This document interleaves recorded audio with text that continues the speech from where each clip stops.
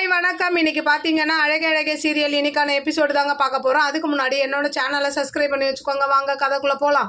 இப்போ பார்த்தீங்கன்னா மதி வந்து அவங்க அப்பாவெல்லாம் பார்த்ததுக்கப்புறம் டாக்டர்கிட்ட பேசிக்கிட்டு இருப்பாங்க. இந்த பக்கம் பார்த்தீங்கன்னா சுரேஷ் வந்து நான் கிளம்புறேன்ற மாதிரி தங்கராஜ் கிட்ட சொல்லுவான். அப்போ தங்கராஜ் சொல்வார், வெயிட் பண்ணி இருந்து அவளை கூட்டிகிட்டு போ அப்படின்ற மாதிரி சொல்லி உட்காத்தி வச்சுருப்பாரு.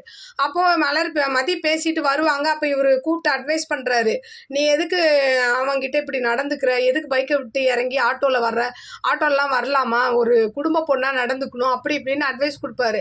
என் ஒய்ஃபெலாம் இல்லையா, என் மலர்லாம் இல்லையா, அந்த மாதிரி நடந்துக்கணும்னு சொல்லும் போது இவங்க என்ன பண்ணுவாங்க, அதுக்கு அவர் என்னை திட்டாமல் வரணும் அப்படின்னும் போது கேட்கும் போது திட்ட தான் செய்வான். அதுக்கு திட்டாத மாதிரி எப்படி நடந்துக்கணுமோ அப்படி நீ நடந்துக்கணும்னு தங்கராஜ் அட்வைஸ் பண்ணிகிட்டே இருக்கும்போது ஒத்த வார்த்தை தான், ஒரே வார்த்தை முடிச்சு விட்ருவாங்க, போய அப்படின்னு சொன்னோன்னா அவ்வளோதான். தங்கராஜால் பேசவே முடியாது, அப்படியே ஸ்டன் ஆகிடுவார். இந்த பக்கம் சுரேஷ் பார்த்தீங்கன்னா அப்படியே அதிர்ச்சி ஆகிடுறான். அப்போ அந்த அடியாள் ஒருத்தன் வச்சிருப்பான் தங்கராஜ், அவரும் அதிர்ச்சி ஆயிடுறாரு. அப்புறம் அவ்வளோதான், ஒரு வார்த்தை கூட பேசாமல் தங்கராஜ் அங்கேருந்து அப்படியே கிளம்பிடுவார். அப்புறம் அவங்க மதி போய் அவங்க அப்பாவெல்லாம் பார்த்துட்டு அவங்க அம்மா கிளம்ப சொல்லுவாங்க. கிளம்பிட்டு இந்த மாதிரி ஒழுங்காக நடந்துக்கோ, அதுதான் உன் வீடு, இனிமேல் சண்டைலாம் போட்டுக்கிட்டு நம்ம வீட்டுக்கெலாம் வரக்கூடாது, ஆனால் நீ அந்த வீட்டுக்கு வந்து போகலான்ற மாதிரி அட்வைஸ் கொடுத்துட்டு இருக்கும்போது மதிக்கு கோவம் வந்தது. நீங்கள் என்னெல்லாம் பண்ணீங்கன்னு எனக்கு தெரியும், அது மட்டும் என் வீடு இல்லை, ஆனால் இப்போ நான் போயிருக்கிற வீடு என் வீடா என்னன்னு எனக்கு தெரியாது, ஆனால் நீங்கள் இருக்கிற வீடு என் வீடு இல்லை அப்படின்ற மாதிரி பேசிகிட்டே இருக்கும்போது சுரேஷ் வந்துடுறாரு.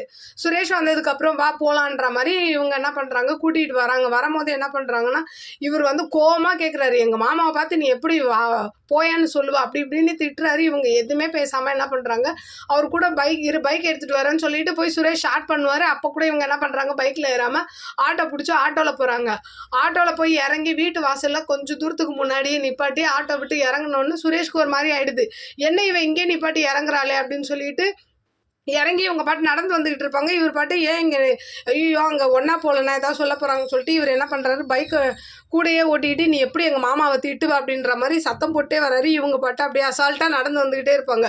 அப்போ போகிற வரவங்களாம் என்ன சுரேஷே பெட்ரோல் இல்லையா, ஏன் இப்படி தள்ளிகிட்டே போகிறேன்ற மாதிரி எல்லாம் கேட்கும்போது, ஓ இதுதான் உன் பிளான் புரிஞ்சிச்சு அப்படின்ற மாதிரி என்ன பண்ணுறாரு, வேக வேகமாக வண்டியை ஓட்டிக்கிட்டே வராரு. வந்ததுக்கப்புறம் மதியம் உள்ளே வந்துடுறாங்க. அப்போ அவங்க வீட்டில் எல்லாரும் விசாரிக்கிறாங்க, எப்படி இருக்காங்க உங்கள் அப்பான்னு. நல்லா இருக்காங்க அப்படின்ற மாதிரி சொன்னோன்னா இந்த மலர் வந்து மதிய கிச்சன் கூட்டு போயிடுவாங்க. இவன் என்ன பண்ணுவான், ரூமுக்குள்ளே உட்காந்து யோசிப்பான். இவன் வண்டியை விட்டு இறங்கி ஆட்டோ பிடிச்சது எல்லாத்தையும் யோசிச்சு அவங்க மாமா வர போயான்னு சொன்னதுலாம் கடுக்கோத்தில் இருப்பான். இவன் வெயிட் பண்ணி பார்ப்பான், அவன் ரூமுக்கு வரமாட்டான். வெளியில் போய் பார்த்தா மதியம் என்ன பண்ணுவாங்க, மலர் கூட கிச்சனில் பேசிகிட்டே இருப்பாங்களா. இவன் இன்னும் டென்ஷன் ஆகி என்ன பண்ணுறான், ரூமுக்குள்ளேயே போய் உட்காந்துக்கிறான். அதுக்கப்புறம் மதியம் மலரும் பேசிக்கிட்டு மதியம் வந்து பூண்டுலாம் உரிச்சு கொடுத்துட்டு இருப்பாங்க மலருக்கு.